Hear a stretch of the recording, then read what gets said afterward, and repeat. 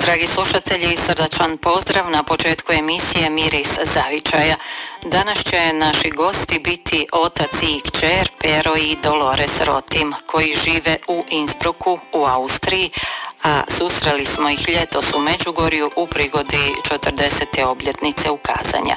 Gospodin Pero kazao je tada da prati međugorska zbivanja, te da je u Međugorje prvi put došao 1981. godine na Veliku Gospu. Do 90-ih dolazi redovito, potom jedno vrijeme zbog preseljenja u drugu zemlju i obiteljskih obveza nije dolazio, no pratio je što se događa i onda od 2008. godine ponovno je redovito u Međugorju, sada u društvu članova obitelji. Prisjetimo se što su o boravku u Međugorju tada kazali Dolores i Pero. Bilo nam je baš drago, to se odmah osjećalo u srcu i da, bili smo zahvalni da smo mogli, da smo tu. Da. Pa inače, mi smo ovdje, moja ćerka i sin je, on je neke molisa oko Uskrskoga. A inače još u Austriji imamo 3 djece i gospođa ostala je, ali mi smo ponijeli molitve njihove nakane i prikazujemo i Gospi.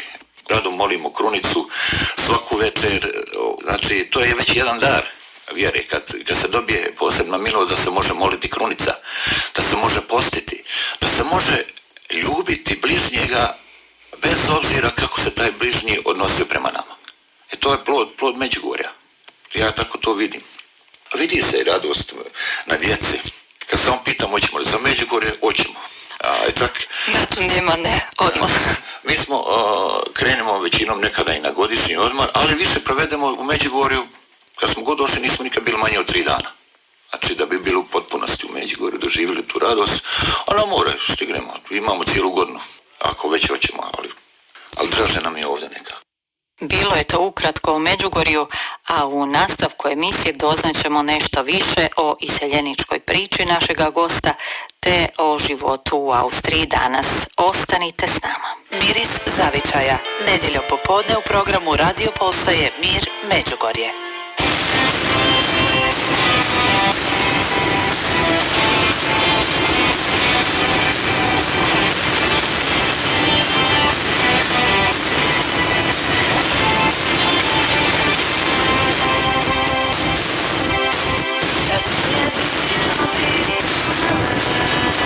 It's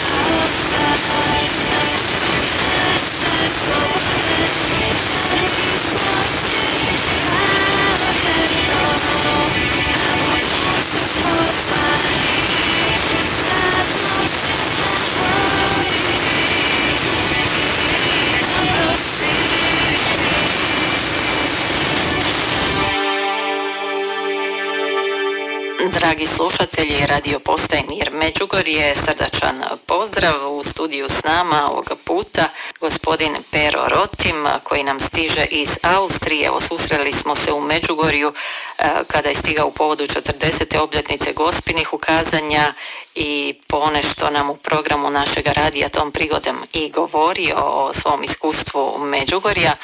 No evo, možda za početak da nešto više doznamo o vama.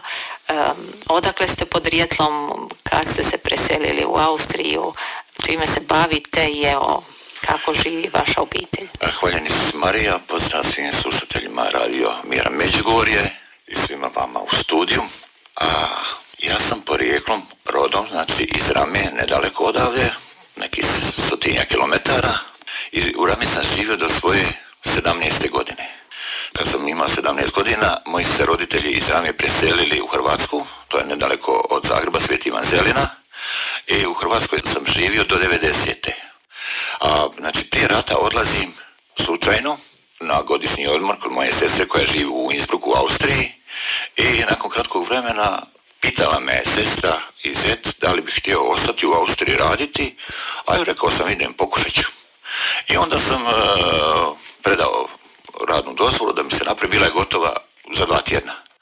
I dobio sam posao, dobio sam u jednoj firmi, u jednoj elektrofirmi, za početak to, inače sam ja završio sa CNC mašine, to su ove mašine koje rade tokarski strojevi, tako da.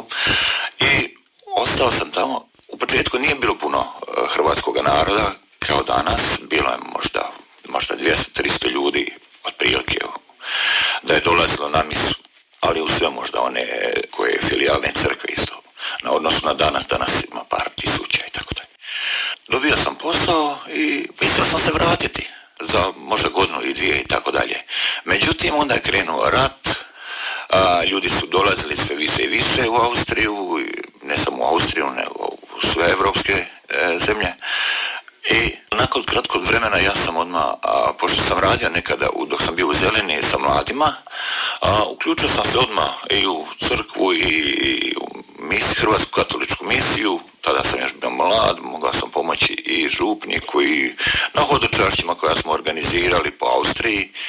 I tako, kasnije sam se oženio, stekao obitelj i onda sam sve više i više postajao aktivniji u crkvi, tako da sam sa svećenikom koji je tada bio i organizirali hodočašća i zabave i sve da bi se taj hrvatski narod koji je došao sastajao. Pomagali smo i sa svojim tim priredbama koje smo pravili za tu prigodu. Novac slali u potrebitima diljem Hrvatske, Bosne. Naša misija inače pripada Bosanskoj nadbiskupiji, svećenici su iz Bosne, pa smo pomagali i Bosanskoj nadbiskupiji i tako. Uglavnom smo aktivni, a život u Austriji, pa kako kome, nekome je laganiji, nekome teži, kao i svagdje. Ljudi rade, većinom se puno više radi nego što se to može radi na drugim mjestima, jer radno vrijeme traje od jutra od 7 pa na večer do 6, nekome i duže.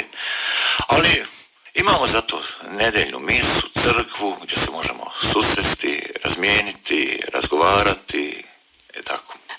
Dakle, spomenuli ste te ratne godine, znamo da su naše misije i zajednice po cijelome svijetu tada bile aktivne u humanitarnim akcijama, raznim prikupljanjima pomoći, raznih potrepština, lijekova kako bi se pomoglo domovini, i ta pomoć je uistinu bila neprocjenjiva.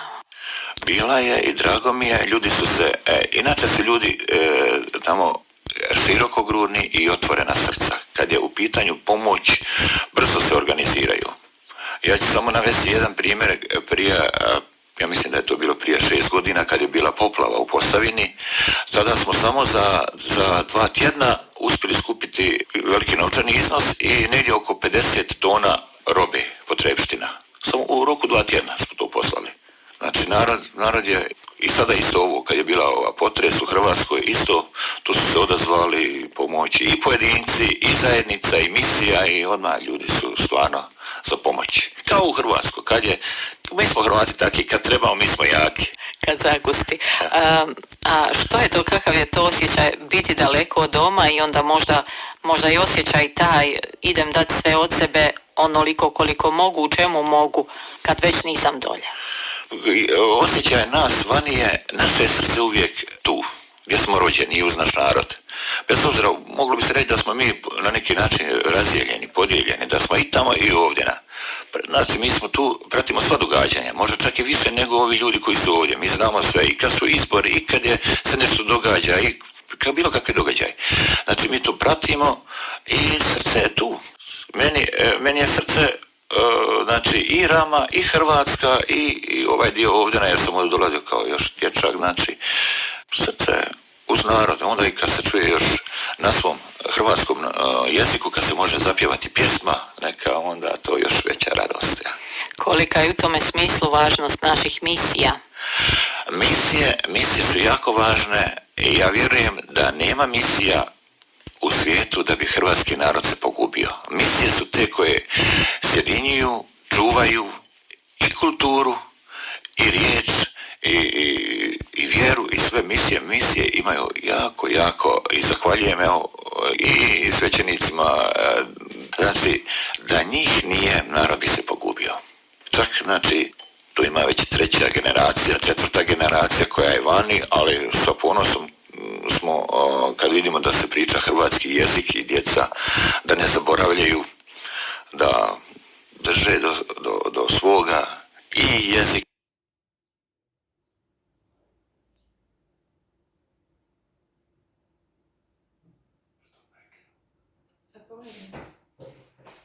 Silovačko kulturno-umjetničko društvo, sve nošnje, znači i bilo iz kojeg kraja Hercegovine ili iz Bosne, iz Srednje Bosne, i Rame i tako. Da, zanimljivo je kako se tu treba puno balansirati.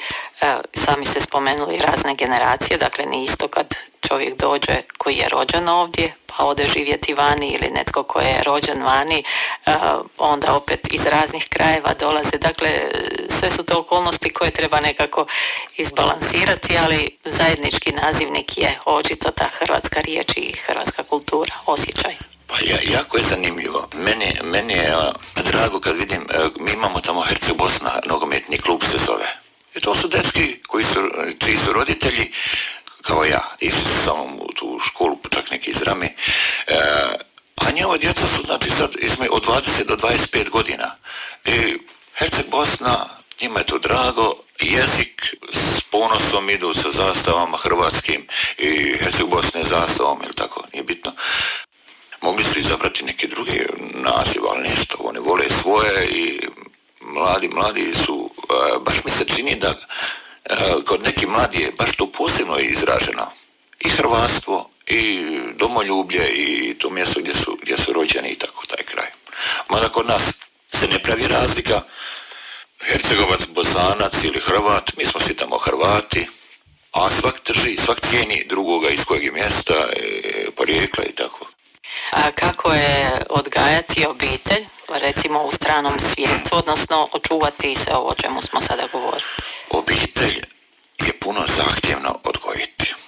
Djeca uče od roditelja jedno, u školi uče drugo, pogotovo u današnje vrijeme.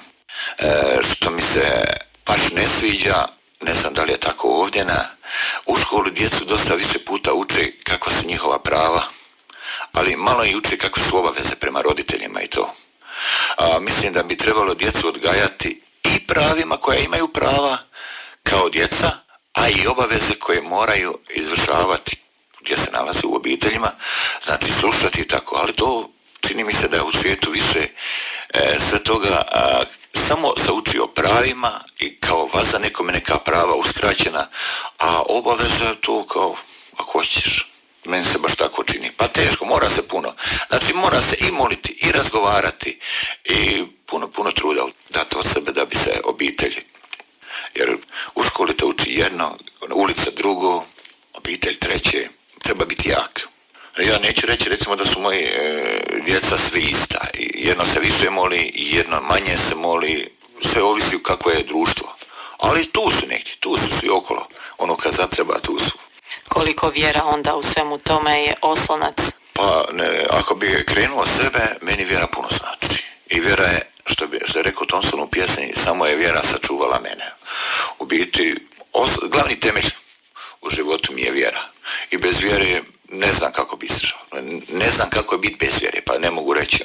Vidim da ti ljudi koji manje vjeruju ili koji su površinski vjernici, vidim da nisu im baš nekako na lica, da nisu nešto sretni. Bar mi tako izgleda.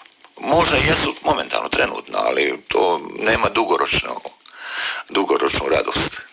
Više puta bi želio kad bi ljudi mogli samo malo ući, osjetiti onu radost koju ja osjećam, pa da vide kako je to biti sretan i radostan u vjeri. I sad ćemo još jednom zapravo odušku, odnosno izričaju, odnosno o vašem, možemo reći, poslanju, njegovanju pisane riječi hrvatske. Vi ste pjesnik i kako je se to dogodilo, kako je s tim krenulo? Pa ja sam pjesme počeo pisati još u osnovnoj školi. To su bile neke kratke pjesme. Međutim, onda jedno razdoblje sam malo zavisi kako. Kažu da pjesnik može biti ko je zaljubljen ili razočaran. Ja sam bio jedno i drugo. Znači, zaljubljen jesam, jer onda su bile na početku to ljubavne pjesme prema čovjeku. Kasnije se rađale pjesma prema Bogu, ljubav prema Bogu. I posle toga su bile i domoljubne, znači Boga, čovjeka i domovinu. Čovjek kad ljubi, onda ima o čemu i pisati. Napisao sam najviše pjesama krajem 80-ih. Čak neki možda 100-tinjak sam. I to je sve bilo ručno napisano, zapisano u jednu bilježnicu. Mnogi su mi savjetovali da to izdam. Nisam se ni žurio, nisam ni razmišljao baš o tome, ali sam pisao. I onda nakon nekog vremena sam se slučajno došao u kontakt sa hrvatskom izvandomovinskom lirikom, koja je nekada davno formirana u New Yorku. Preko njih sam došao na susret i onda smo izdavali zajedničke zbornike, poslao sam pjesme, njima su se svidjeli. I onda su mi prijatelji govorili izdaj svoju, izdaj i tako dalje. I onda sam odlučio se da izdam jednu zbirku Kad srce progovori, samostalno. Sada pripremam i drugu, trebali bi do kraja godine i druga izići, zbirka pjesama. Meni ne treba puno da napišem pjesmu. Ja sam sinoć napisao jednu pjesmu dok sam bio kod križa, jučer ujutro u stvari. Isuse, daj mi ljubavi.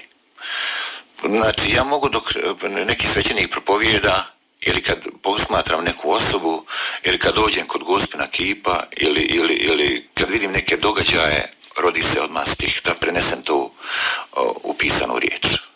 To zovem isto milost i dar Božji, na neki način. Recite nam još malo o susretima hrvatske izvandomovinske lirike, dakle kako ste vi sudjelovali, na kojim sve susretima i zapravo što biste kazali o tim susretima, što vam se čini? Susret izvandomovinske lirike, prvi put sam bio na susretu u Vukovaru 2017. Onda sljedeće godine Mostar, Međugorje, bili smo tu u Međugorju, u Majčinom selu smo isto nastupali, znači Međugorje, Majčino selo i Mostar. Pretprošle godine smo bili u Makarskoj, znači ja sam bio na 3 susreta. Ove godine smo imali virtualni susret, odnosno prošle godine to bilo negdje u 12. mjesecu, zbog situacije trenutne kakva je, onda se virtualno sastajemo, održajemo te susrete i recitacije. Drago mi je da hrvatska izvandomovinska lirika okuplja ljude iz cijeloga svijeta. Pa imamo iz Amerike, iz sjevera Europe, i znači iz Europe, iz Amerike i tako. Bude jako lijepi susret, druženje, razmjena, mišljenja, doživljaj i onda se veselimo svakome novome susretu. Hoćete li možda i ovoga puta s nama podijeliti neku pjesmu, možda domoljubnu ili po vašem izboru? Može. Jedna domoljubna. Može. Volim te, napaćena zemljo Hrvatska. Volim te, lijepa rođena grudo, ti Hrvatska sveta domovino moja. Duša me boli dok gledam opustjele slavonske ravnice i prazno napuštena ta sela tvoja. Suzan iz lice iz oka krene, gledajući starce umornih lica, oronule kuće, zarasla polja i tvoja po svitu rasuta dica. Slobodna nisi, vidim ti rane, majki što traže grobove djece, rasute diljem lijepe nam naše, uplakano svoje skrivaju lice. Sklapam pred križem klečući ruke i Bogu za tebe neprestano molim. O Bože, sačuvaj napaćeni narod i zemlju koju neizmjerno volim. Gost današnje emisije gospodin Pero Rotim iz Austrije nam dolazi. Razgovor smo snimali tijekom ljeta u Međugorju kada je naš studio posjetio sa kćerkom Dolores koja će sada ponešto kazati o svome odrastanju u Austriji kao Hrvatica druge generacije, o vezi s hrvatskom zajednicom i misijom i o drugim temama. Poslušajmo Dolores. Bilo je tako da mi smo kod kuće samo pričali na hrvatskom, tako da sam ja do 3.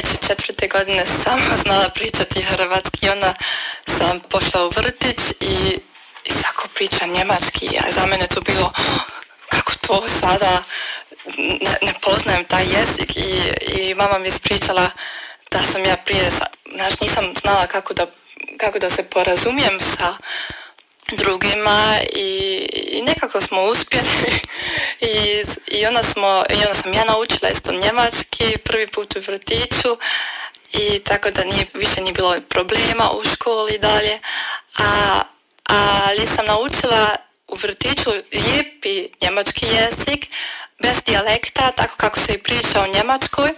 I bilo je baš zanimljivo u školi, moji učitelji su mislili da sam iz Njemačke. Zato po mojem imenu Dolores Rotim ne zna se otkud sam. I oni su zaista mislili, ti si iz Njemačke, otkud iz Njemačke? Ja sam ovdje rođena u Innsbrucku, u Austriji. Pa imaš taki lijep njemački red, i dobro govoriš ovo. I onda sam rekla super, hvala. Samo naši su nam malo skontali, Dolores Rotim, dobro, možda je iz Hrvatske. Da, i tako da je sve dobro prošlo, a išli smo svaku nedjelju na misu i tu smo imali tako našu zajednicu, tu smo, to je bilo to naše, svako se razumije i i roditelji su nas isto. Oni su za nama molili, oni su nama pokazali i rekli kako je to bitno da se moli i da je vjera, da je to dobro imati, ali čini mi se da u mom društvu ponekad vjera nije tako bitna kao što su mi roditelji prije rekli. Tako da i oni, dosta njih čini mi se da oni ne znaju da sam ja tako vjernica, zato što ne pričam o tome. Oni znaju da sam u upravu u Međugorju, ali ne pričam o njima, zato što i oni mene ne pitaju, ali znam da u našoj hrvatskoj katoličkoj misiji oni svi znaju da mi idemo redovno na misu. I kako ti je bilo? Jesu možda bili neki susret u misiji ili si bila članica nekih možda sekcija društava? Kako je to išlo?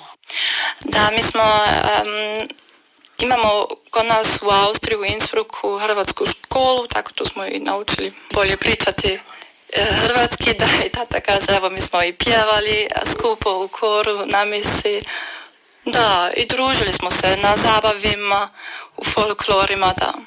I koliko je zapravo sada jedno bogatstvo da ti znaš i njemački i hrvatski i da nekako možeš biti most onda i možda i među mladima raznih jezičnih skupina. To je neopisivo, to je moji prijatelji koji su iz Austrije, koji su rođeni u Austriji, koji samo znaju pričati njemački i možda i engleski.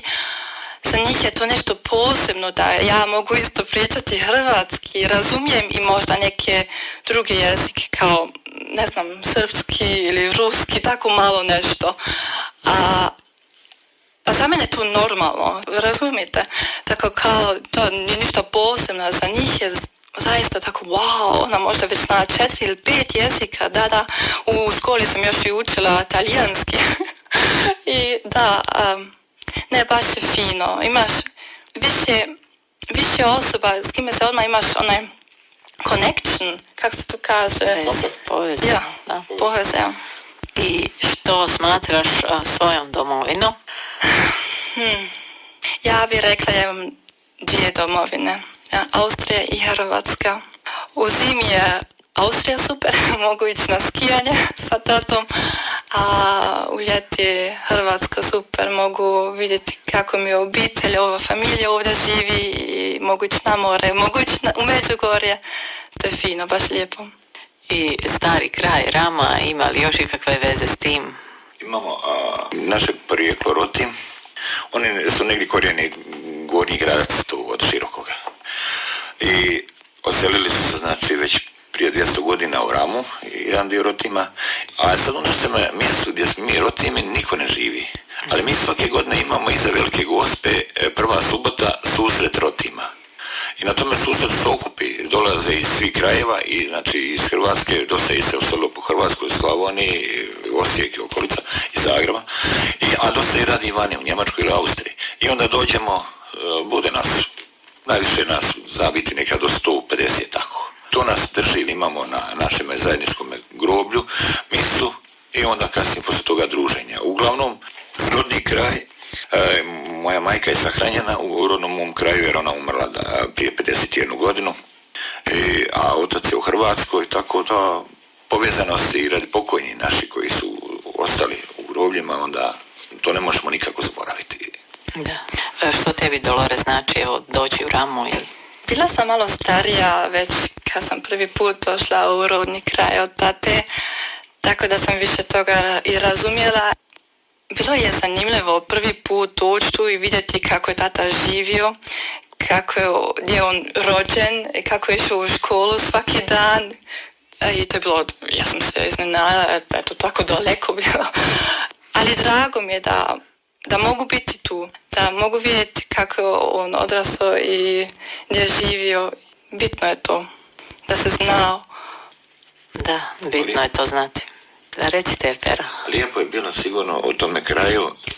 Tu je se moglo, Boga je lakše pronaći tamo gdje je tišina i mir nego negdje u gradu gdje je buka. Pa i moj prvi susret, recimo, čak imam i napisano jednu pjesmu i zato, jer tu me o majici kad sam pisao, znači Ramska majka se zove pjesma, znači naučila je te sklapati ruke gore, moliti se, gore se taj narod molio Bogu vasa, iako je trpio i patio i živio oskudno, ali imali su radost, imali su Boga, imaš sve. Danas imaš sve, nemaš Boga i... Da, ljudi su malo drugačiji, a to je bitno znati gdje su korijeni i kako to ljudi ovdje su tako veseli i otvoreni nego u Austriji, ali u Austriji isto lijepo, ali to je bilo baš interesantno doći i vidjeti kako ovdje ljudi žive. Ja mislim da ljepota svakome čovjeku ovisi o njemu. Čovjek se može snaći i gdje je loše da mu bude dobro. Znači, a može i gdje kao dobro da njemu bude loše. I vjerujem da ima takvi ljudi, možda i kad dođu u Međugorje, da ne dožive radost, jer ne otvore svoje srce. Znači, ako otvore svoje srce prema onome gdje su došli, onda će im ta radost ući. Ja često kažem, čovjek stisnute ruke ne može ni dati ni primiti. Znači, ako otvori ruku, može i primiti, a može i dati. Tako i srce treba otvoriti. I onda će mu biti u svakom slučaju dobro. Lijepe misli za kraj ovog našeg razgovora. Bilo mi je drago razgovarati s vama, baš mi je drago da smo se susreli ovdje u Međugorju kad ste nam došli u povodu 40. obljetnice ukazanja Dolores i Pero Rotim, kćer i otac. I evo, lijepo smo se popričali i nadam se ponovnom susretu nekad opet. A vjerujem da je ovo isto gospino djelo, pa ćemo joj zahvaliti za to. Da kad smo prvi put bili, tada smo kupili gospin kip, neki 60 centimetara i on je nam sad u dnevnom boravku zauzeo glavno mjesto i tu se molimo, a iznad na zidu je slika svetog Leopolda Bogdana Mandića i kao svoju obitelj smo posvetili svetom da nas zagovara i moli Majka Božja i sveti Leopold Bogdan Mandić. Inače, ja sam štovatelj svetog Leopolda Bogdana Mandića još 83. kad se proglasio svetim, a i moju Dolores sam molio da se rodi, da sve bude u redu, svetom Leopoldu Mandiću, pa smo nakon, ja mislim, 10 godina kad ste imali možda više, hodočastili u Padovku svetog Leopolda Mandića. A onda smo bili i pretprošle godine isto tako. Odemo, nije nam daleko do Padove otići. A sve za ljubav prema Bogu i prema i tako. Da, bude sretna i zdrava obitelj i tako. A Gospi smo neizmjerno zahvalni kad nam je omogućila ovo. Pa ne samo to, znači mi smo došli ovdje da možemo reći i da možemo prinijeti to onima koji nas slušali, tu radost. Da je ta radost stvarna, da nije ono što drugi, na primjer, neke se stvari ne vide, neke se vide dok idemo ulicom. Ali još kad nam prenesemo nekome svjedočanstvo svoje, pa radost je biti sa Isusom, sa Gospom biti rado. Pa to, budi sretan, evo, imaš Gospu, ona se nudi, a ti nećeš. To, Bože moj, ja kad slušam Agape ili neko svjedočanstvo ovdje iz Međugorja, toliko radost. U mene na mobitelu je instaliran Radio Mir Međugorje, u džepu mi svira dok toliko dana radim. Najzanimljivije je kad bude nagradna petica, zovem, svaki put dobijem vezu kad ne znam odgovora, kad znam ne mogu dobiti. Morat ćete nekako onda ili biti brži. Mislim da je bio Andrija ili neko je govorio, Pero, pokušajte još jedan put. Hvala vam od srca. Hvala vam lijepa što se nam družili. Prekrasno me druženje. Zahvaljujemo našim gostima, hvala i vama, dragi slušatelji, što ste bili uz emisiju Miris Zavičaja. Ostanite i dalje uz program Radio Postaje Mir Međugorje.